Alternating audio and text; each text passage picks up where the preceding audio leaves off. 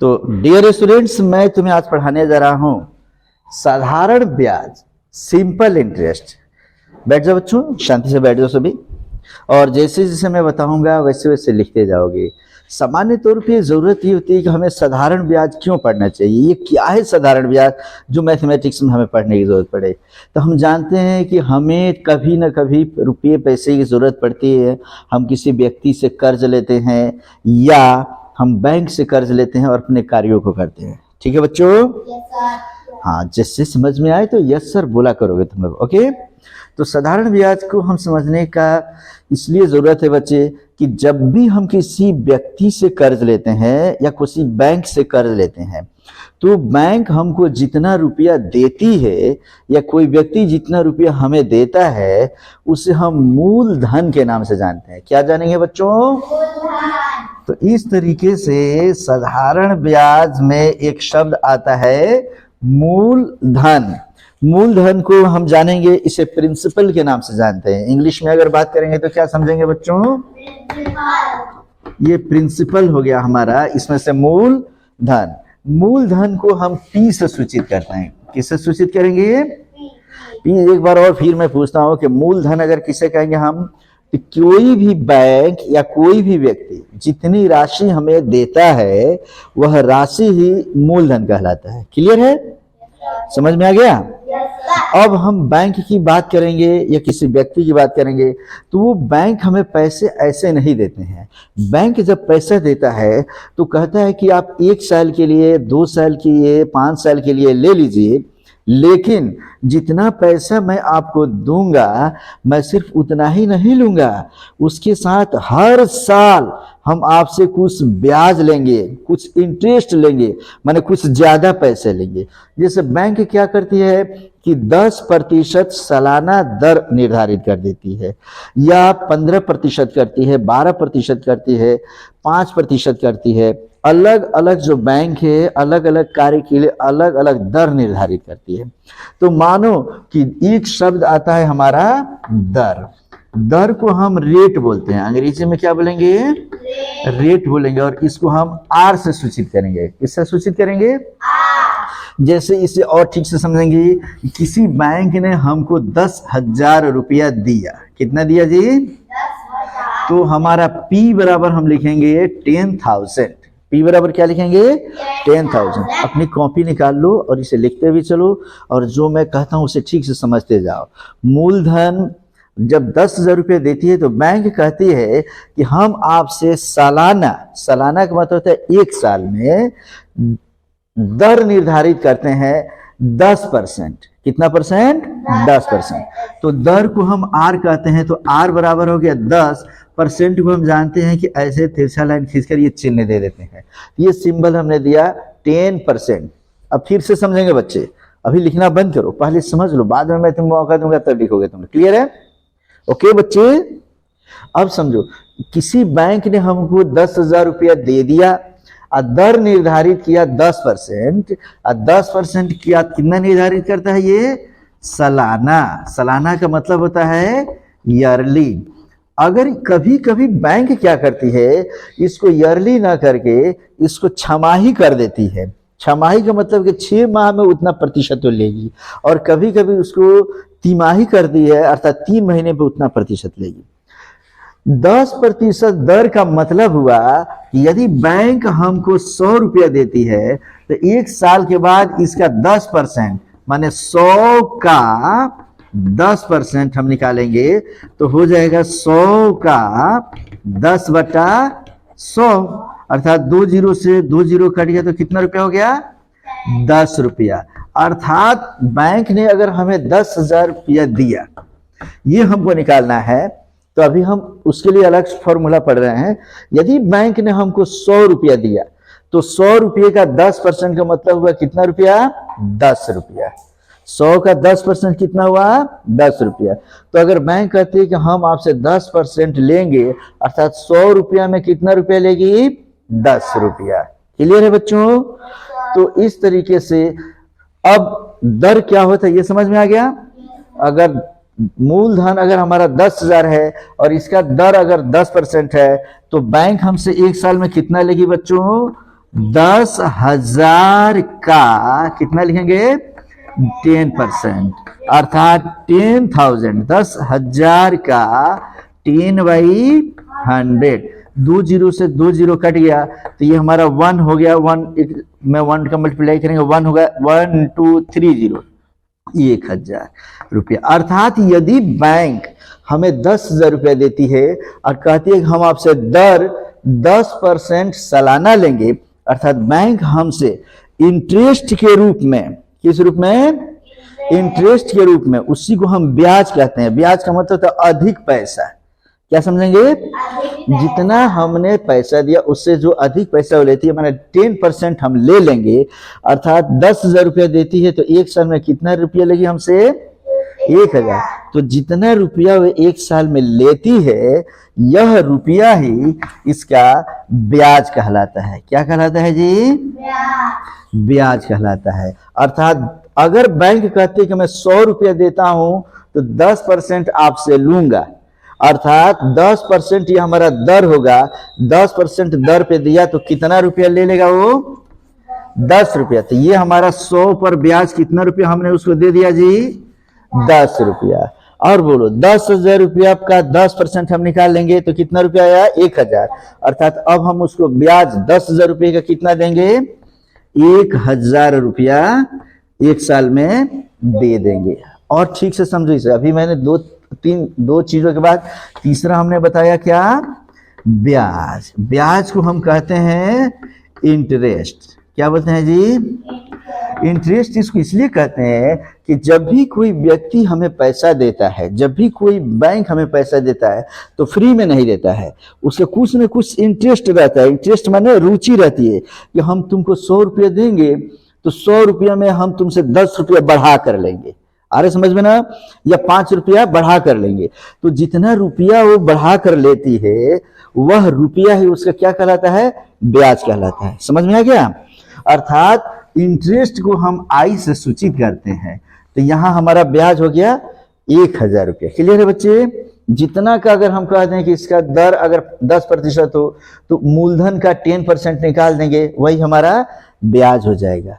अब देखो, मूलधन, दर और ब्याज के बाद एक शब्द आता है समय। समय को इंग्लिश में क्या बोलते हैं, टाइम बोलते हैं। और टाइम को हम क्या सूचित करते हैं, टी से सूचित करते हैं। कैसे सूचित करेंगे, ये लो स्मॉल लेटर से ही हमने टी लिख दिया इसे, टी। जैसे हमने कहा कि दर 10% सालाना, तो सालाना का मतलब हो गया कि y बराबर हमारा कितना हो गया, y नहीं बल्कि t बराबर हमारा कितना हो गया 1 ईयर। t बराबर कितना हो गया जी 1 ईयर। अगर हम कहें कि हम 5 साल में आपसे लेंगे तब t बराबर हो जाएगा 5। क्लियर है बच्चों। अगर वो कहती है कि हम आपसे 10 साल में लेंगे तो t बराबर क्या हो जाएगा 10 ईयर्स। समझ गए बच्चे। तो अर्थात कोई भी बैंक या कोई व्यक्ति हमें जितना राशि देगा उसे हम क्या कहेंगे, पी। और जब वो समझो कि कहे कि हम 5% भी देते हैं, 10% भी देते हैं, 20% भी देते हैं, माने वो उसका 5%, 10%, 20% प्रतिशत में जो दिया रहेगा उसे हम क्या कहेंगे, आर। और अगर जितना रुपया मूलधन का जितना % हम निकालेंगे, जो हमारा ब्याज होगा, इंटरेस्ट होगा, उसे हम कहेंगे क्या, आई। क्लियर है बच्चे। और इस तरीके से अगर समय जो देता है हम 1 साल में लेंगे, 2 साल में वापस ले लेंगे, 3 साल में वापस ले लेंगे, तो उसे हम क्या कहते हैं, टी कहते हैं। ओके बच्चे। तो क्या रिकॉर्डिंग भी हो रही है कि ऐसे ही हम लोग पढ़ा रहे हैं, देख लियो ठीक से। चलो बच्चे ठीक है। तो अब इसके बाद एक शब्द आता है मिश्र धन।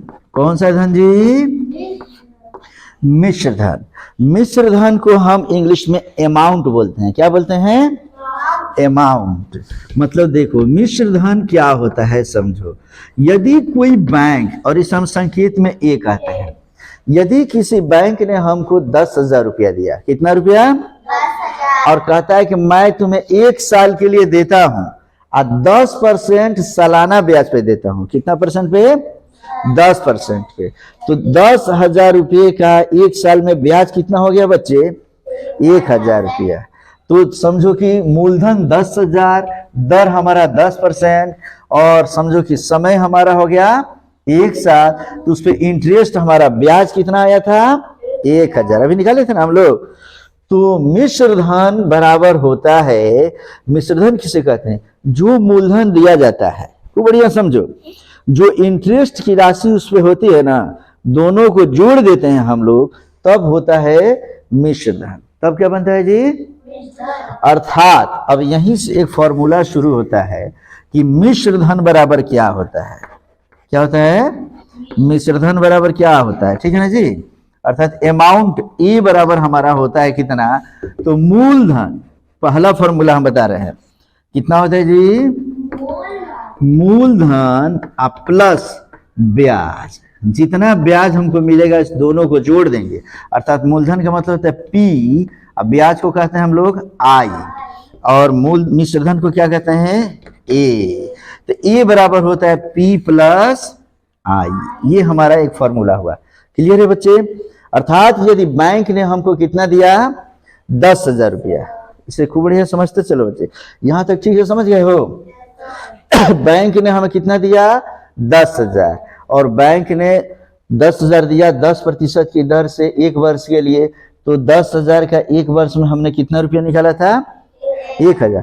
तो 10,000 जो हमारा कहें कि ए बराबर क्या होगा, बैंक हमसे कितना वापस लेगा, कितना लेगा जी, तो हाँ, तो 10,000 तो बैंक ने हमको दिया था, और उसमें ब्याज मतलब कितना 1,000 रुपया बढ़ा कर वो हमसे लेगा, तो ये हमारा हो जाएगा कितना रुपया 11,000 रुपया। क्लियर है बच्चे, कोई दिक्कत किसी को है। अब हम इसको ना फॉर्मूला बेस से समझाएंगे कि कैसे फॉर्मूला की सहायता से हमको आसानी से इसे बना सकते हैं। तो इधर हम इसको ऐसे ही रखते हैं बच्चे, ये मैंने मिटा दिया, और ये मिटाने के बाद अब थोड़ा सा देखो, सब क्वेश्चन हम लोग इसी साइड में बना लेंगे। यहां हमने दे दिया एक फॉर्मूला, बोलो मूलधन को किससे सूचित करते हैं, पी से, क्लियर है। और दर को किससे सूचित करते हैं, आर हमेशा दिया रहेगा प्रतिशत में, किस में दिया रहता है, अगर कोई भी क्वेश्चन में अगर प्रतिशत जिसके साथ लगा हो उसको हम क्या समझेंगे आर, समझ रहे हो ठीक से। और ब्याज को हम क्या कहते हैं आई, और समय को क्या कहेंगे टी।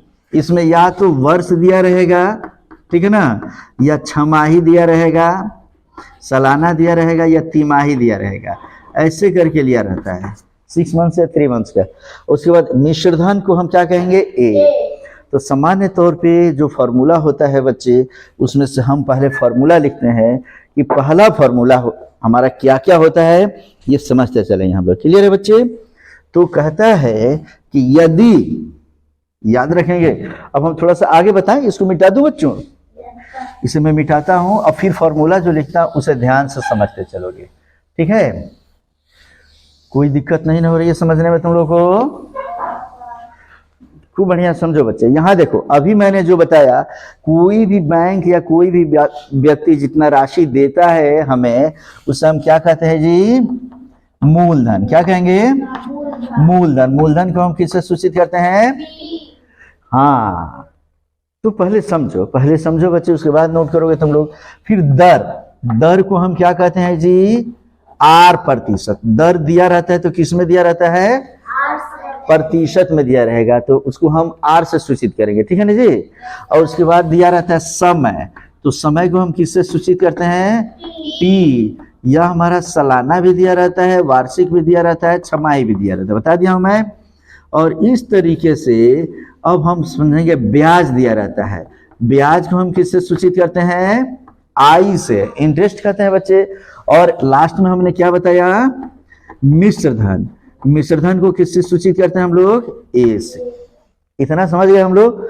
तो जो हमारा फॉर्मूला बनता है बच्चे, यहां से जो फॉर्मूला बता रहा हूं, अगर वो याद हो गया तो जवाहर नवोदय की बातें करें, या नेतरहाट की बातें करें, रामकृष्ण मिशन की बातें करें, या अलीगढ़ मुस्लिम यूनिवर्सिटी के लिए हम बात करें, या किसी भी 6 to 9 क्लास के लिए, या 10th क्लास के लिए, या किसी भी कंपटीशन के लिए हम अगर बात करें, एसएससी की बात करें, या सिविल सर्विसेज की बात करें, साधारण ब्याज बिल्कुल आसानी से तुम यहां समझ रहे हो बच्चों। तो यहां ध्यान दो, पहला फॉर्मूला होता है कि ए बराबर पी प्लस आई। ए बराबर क्या हो गया जी? पी प्लस आई। ए का मतलब क्या हो गया? मिश्रधन। ए बराबर क्या हो गया हमारा? मिश्रधन बराबर पी का मतलब क्या हो गया? मूलधन। समझ गए? और उसके बाद आई, आई मतलब क्या हो गया बच्चों?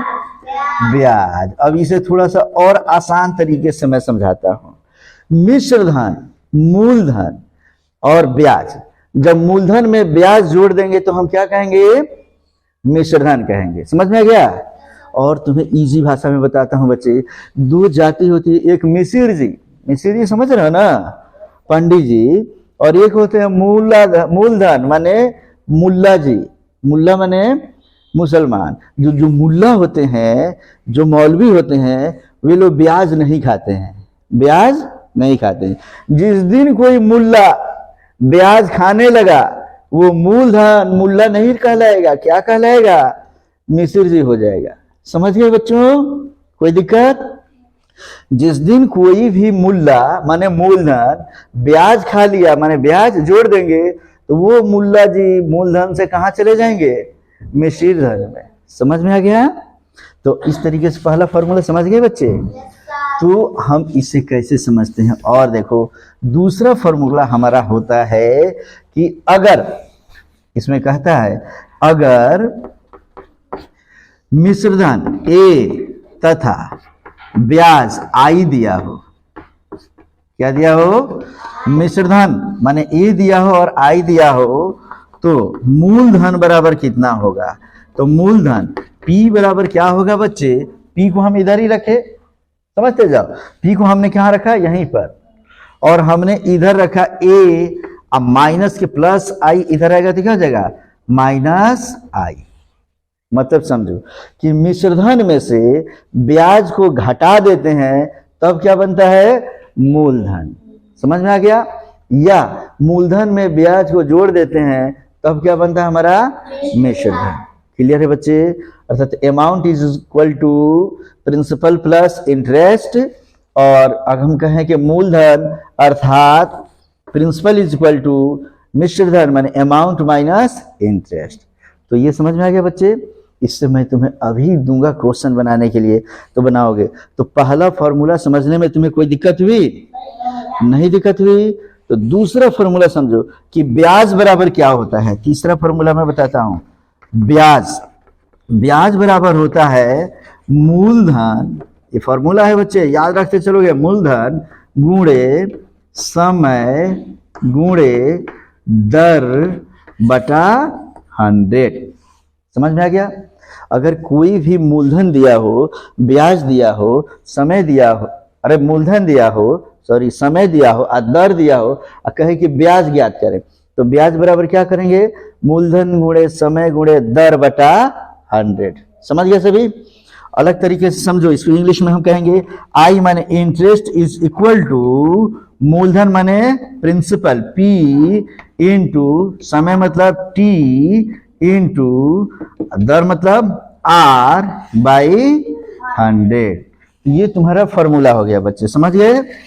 कोई दिक्कत? ये नहीं दिखा? नहीं दिख रहा है तो फिर से इसी फॉर्मूला को मैं यहां लिख रहा हूं बच्चे कि I इज इक्वल टू क्या होता है? P into R into T by 100। माने हमने क्या किया, इसको आगे पीछे कर दिया गुणे में, तो कोई दिक्कत नहीं है। P into R into T by 100 माने मूलधन गुणे समय गुणे दर बटा 100। समझ गए सभी? अब यहाँ आ जाओ, पहला फॉर्मूला ये हमारा, इससे संबंधित हम प्रश्न करते हैं। जैसे देखो यहाँ पर ध्यान दो, सबका कॉन्सेंट्रेशन यहाँ पे होना चाहिए, इधर उधर बिल्कुल नहीं देखोगे। कहता है क्वेश्चन कि यदि कोई व्यक्ति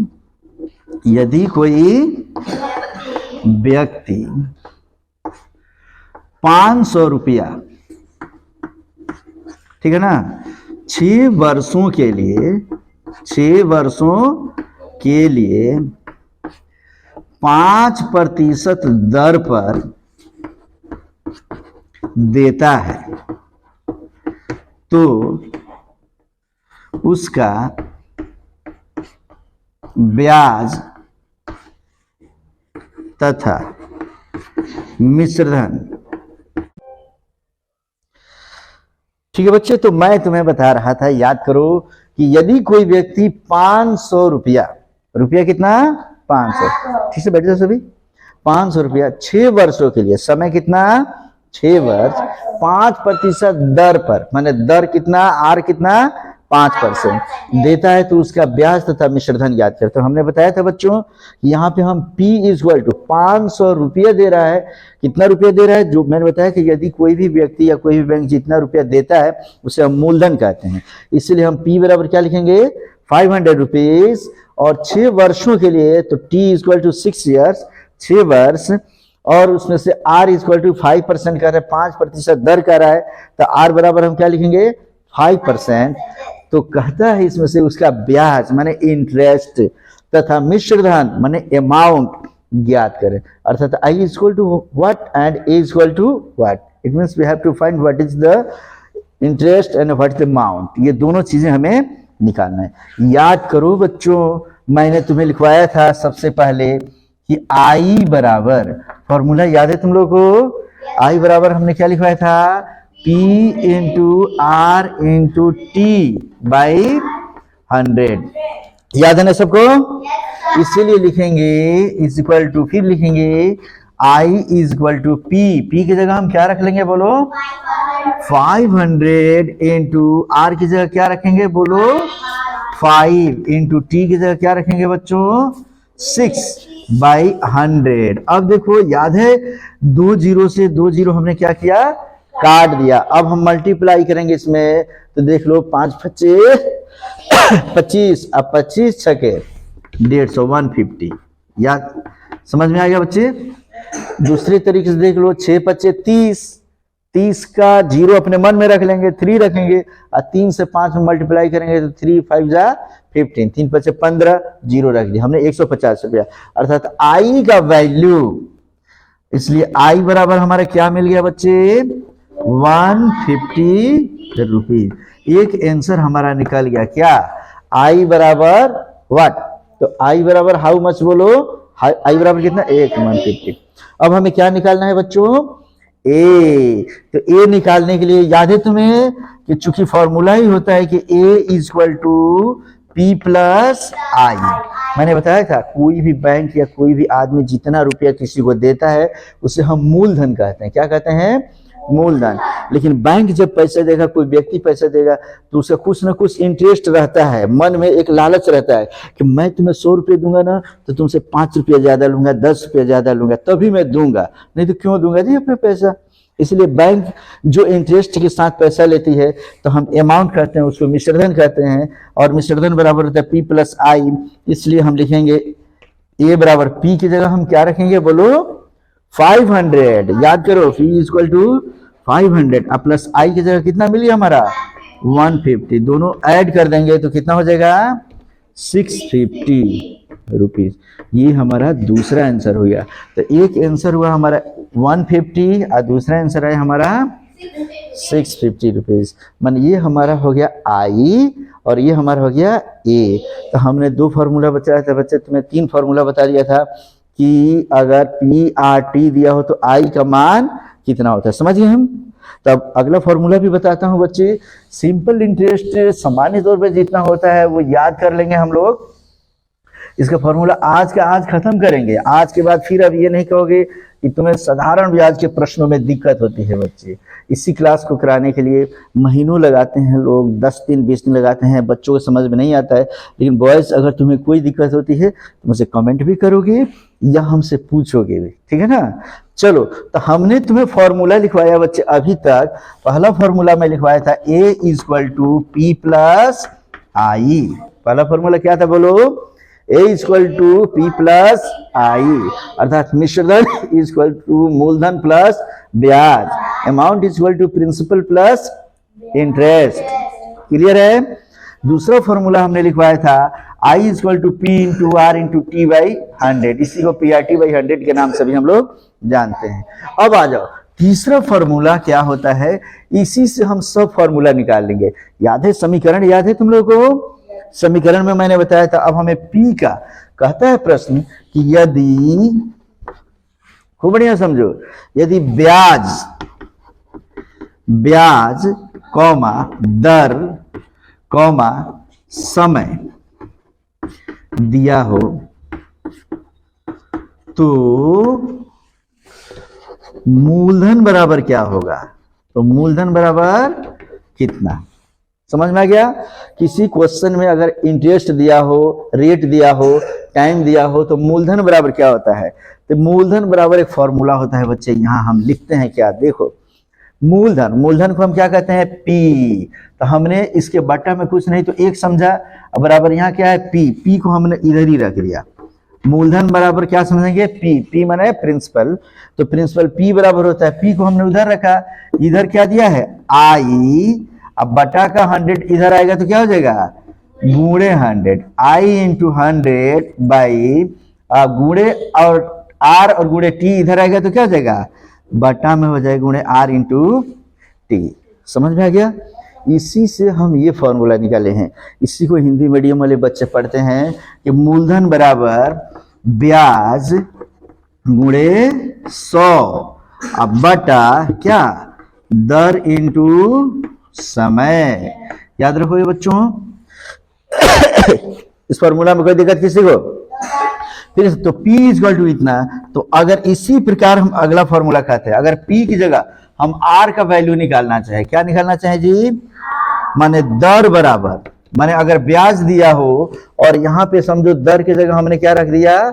मूलधन। ब्याज और मूलधन और समय दिया हो, क्या कह दिया है बोलो? ब्याज, मूलधन और समय दिया हो, तो कहते हैं कि दर बराबर क्या होगा? तो यहाँ पे दर बराबर माने आर बराबर होगा हमारा कितना? आई इंटू 100 अब बटा पी इंटू टी। माने आर बराबर होता है आई इंटू 100 अब बटा पी इंटू टी। अर्थात दर बराबर होता है, फिर से यही फॉर्मूला लगाएंगे क्या? ब्याज गुणे 100 अब बटा, अब हमारा क्या आ जाएगा? पी इधर आ जाएगा, तो दर की जगह हम क्या रखेंगे? मूलधन। बहुत बढ़िया, एकदम बोलते चलो बच्चे। मूलधन गुणे कितना? समय। समझ गए सभी? कोई दिक्कत नहीं ना हो रहा है किसी को? समझ रहे हो ठीक से? अगला फॉर्मूला, अंतिम फॉर्मूला याद कर लो कि समय अर्थात टी बराबर कितना होगा। अर्थात यदि ब्याज दिया हो, मूलधन दिया हो, दर दिया हो, तो कहता है कि समय, क्या पूछ रहा है? तो माने ब्याज, दर और मूलधन दिया हो तो समय बराबर, तो समय बराबर टी बराबर, फिर हम क्या करेंगे? आई इंटू 100। टी बराबर हम क्या लिखेंगे बोलो? आई इंटू 100 अब बटा पी इंटू क्या? आर। अर्थात इसी को हम कहते हैं ब्याज गुणे 100 अब बटा, ब्याज गुणे 100 बटा में क्या लिखेंगे? मूलधन गुणे दर। तो इस तरीके से हमारा निकल गया समय। तो अगर हम पूछे कि बोलो बच्चे, you have to reply with me now, come on. A is equal to P plus I. बहुत बढ़िया। And I is equal to P into R into T by 100. 100। Clear है? अगर किसी क्वेश्चन में आई का वैल्यू दिया हो, आर का वैल्यू दिया हो और टी का वैल्यू दिया हो, माने ब्याज दिया हो, दर दिया हो, समय दिया हो, तो P is equal to I into 100 by R into T. बहुत बेहतर, बहुत बेहतर बच्चे। और बोलो, अगर किसी क्वेश्चन में अगर ब्याज दिया हो, आई मतलब ब्याज, ब्याज दिया हो, मूलधन दिया हो और समय दिया हो, तो दर बराबर क्या होता है बच्चों? I 100 by R to T into T. बेहतरीन बच्चे। और टी इज इक्वल टू होता है, बोलो अगर मूलधन, दर और ये इसमें से ब्याज दिया हो, तो T is equal to I into 100 by T into R. तो इस तरीके से इतना कंप्लीट होता है बच्चे। बाकी हम नेक्स्ट क्लास में अभी फिर बताते हैं क्वेश्चन को कैसे बनाएंगे। ओके, तब तक के लिए हम लोग इसको रिवीजन करते हैं, लिखो इसे।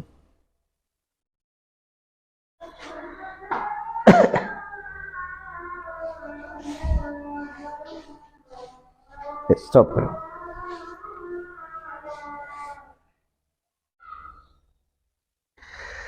तो मेरे प्यारे बच्चों याद रखो कि ये मैंने जो भी समझाया तुम्हें साधारण ब्याज के मूलधन, दर, समय और ब्याज मिश्रधन सबके बारे में बताकर मैंने जो ये फॉर्मूला बताया, इसी फॉर्मूला पे आधारित तुम्हारे पाठ्य पुस्तक के सीबीएसई बोर्ड के बच्चे हो या बिहार बोर्ड के बच्चे हो या किसी भी स्टेट बोर्ड्स के बच्चे क्यों ना हो, चाहे तुम विद्या प्रकाशन की बुक पढ़ रहे हो या लुसेंट का बुक पढ़ रहे हो या उपकार का बुक पढ़ रहे हो या किरण पब्लिकेशन का बुक पढ़ रहे हो, जिस पब्लिकेशन का भी बुक पढ़ रहे हो बच्चे, तुम्हें मैं लेसन वाइज एक एक करके सभी क्वेश्चंस को अगले वीडियो में बताऊंगा मैं, जिसका लिंक हम नीचे देंगे और वहां लिखा रहेगा, तुम लोग देख लोगे कि साधारण ब्याज पार्ट 2, इसे हम साधारण ब्याज पार्ट 1 के नाम से सेव कर रहे हैं।